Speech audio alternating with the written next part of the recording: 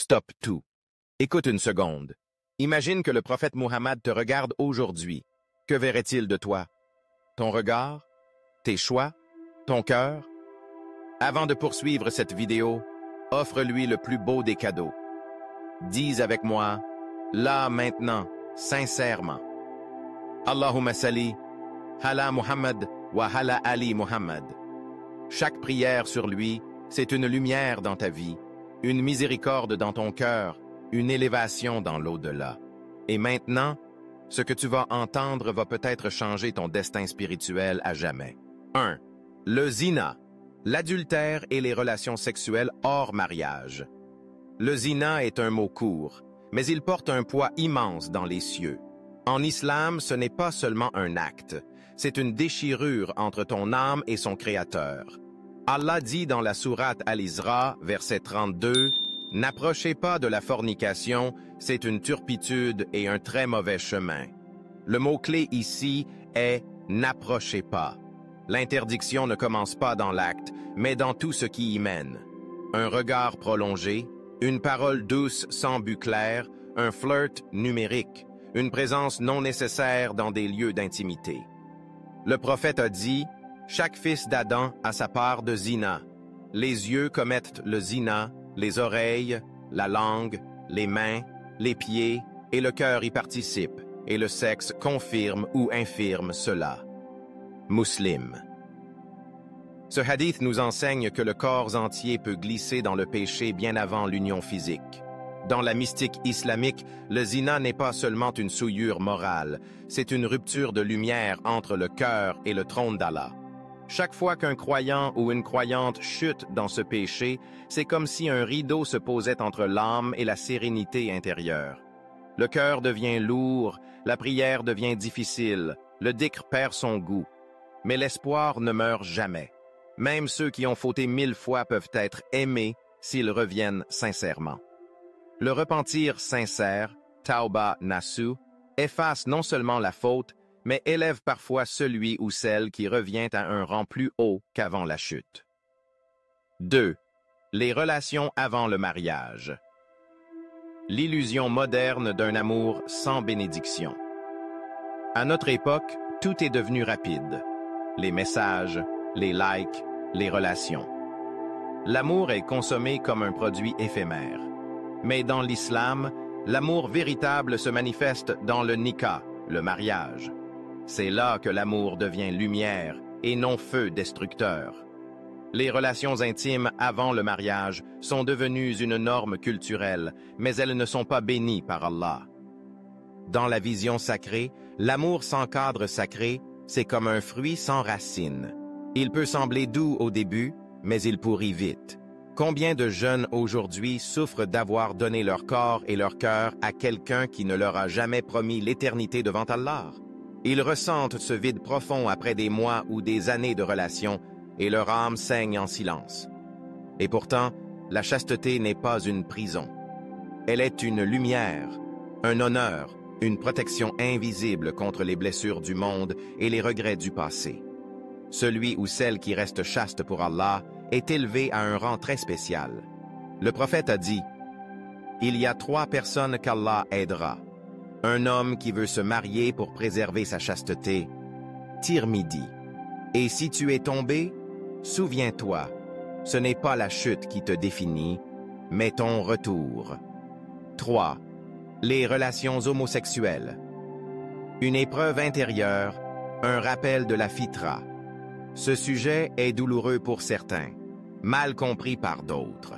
L'islam n'est pas là pour juger les cœurs sincères. Il est là pour guider vers la vérité. Dans la sourate Al-Araf, 7:41, Allah rappelle, « Vous approchez des hommes au lieu des femmes, dans vos désirs, vous êtes un peuple qui dépasse les limites. » Mais attention, l'islam ne rejette pas une personne pour ses sentiments. Ce qu'il condamne, ce sont les actes, pas les âmes. Beaucoup vivent aujourd'hui des désirs homosexuels en silence. Certains souffrent, d'autres sont perdus. Mais Allah voit la sincérité, le combat intérieur, les larmes que personne ne voit. La guidance divine est une lumière qui ne méprise personne, mais qui ne compromet jamais la vérité. Le prophète n'a jamais insulté un pécheur, mais il n'a jamais modifié la révélation pour plaire à la société. Ceux qui vivent cette épreuve ne sont pas condamnés. S'ils résistent, luttent, pleurent et reviennent à Allah, leur djihad est noble, et leur rang peut être immense auprès d'Allah. 4. Le désir illicite, le feu secret qui consume le cœur. Tout commence par un regard. Pas un acte, mais un regard qui s'attarde, qui insiste, qui nourrit une pensée. Le prophète a dit, « Le premier regard t'est pardonné, le second est contre toi. » Ahmad. Dans la spiritualité islamique, chaque regard nourrit un chemin intérieur. Le regard nourrit le désir nourrit l'intention, et l'intention finit par créer un acte. Ce feu invisible devient une prison intérieure. Il rend la salate lourde, le dhikr sans goût. Le cœur devient sombre. Mais attention, le désir n'est pas une faute. Il est une énergie sacrée donnée par Allah. C'est son orientation qui détermine sa valeur. Orienté vers le mariage, il devient adoration. Orienté vers l'illicite, il devient poison. La solution?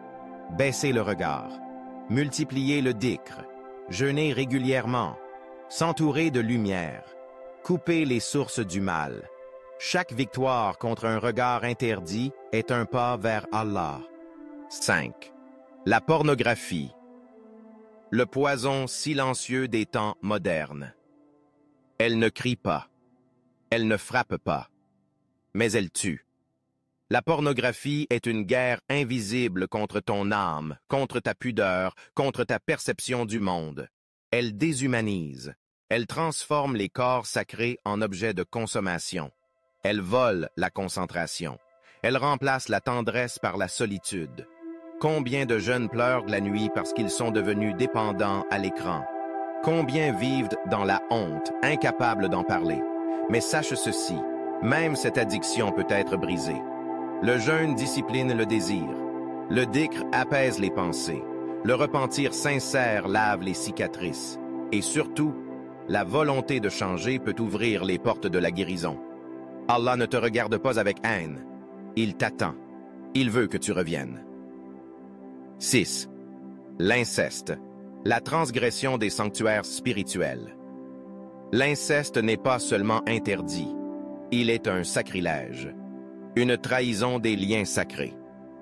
Allah a dessiné des limites claires dans la sourate An-Nisa, verset 23. Pourquoi? Pour protéger la famille, la pudeur, l'innocence. Quand cette limite est franchie, ce n'est pas seulement une faute, c'est une blessure collective. Une douleur qui se transmet de génération en génération. À la victime, tu n'es pas coupable, tu es blessé et Allah est proche de ton cœur. Au coupable, la porte du repentir existe, mais elle passe par la justice, par la réparation, par la sincérité absolue. L'islam ne pardonne pas dans le silence. Il répare dans la vérité. 7. La prostitution. Le corps transformé en marchandise. Dans un monde où tout s'achète, le corps est devenu produit. Mais en islam, ton corps est sacré. Il est une amana confiée par Allah, une beauté à protéger. La prostitution, sous toutes ses formes, rues, réseaux, OnlyFans, photos séduisantes, est une marchandisation de l'honneur. Mais même dans cette noirceur, la lumière de la Tauba reste accessible. Le prophète a dit qu'une femme pécheresse a été pardonnée pour avoir donné à boire à un chien assoiffé. Pourquoi? Parce que son cœur était sincère. Ce que tu ressens maintenant n'est pas une honte, c'est un appel, un rappel, une lumière. Chaque chute peut devenir un tremplin. Chaque péché peut devenir le début d'une purification. Dis-moi, quelle est la chose que tu choisis d'abandonner aujourd'hui pour te rapprocher d'Allah? Partage ce rappel. Il pourrait changer une vie. Même une seule âme sauvée est une victoire éternelle. Qu'Allah te guide, te purifie, t'élève. N'oublie pas, tu n'es pas ce que tu as fait. Tu es ce que tu choisis de faire maintenant. Tu n'es pas défini par ta chute, mais par ton retour vers Allah.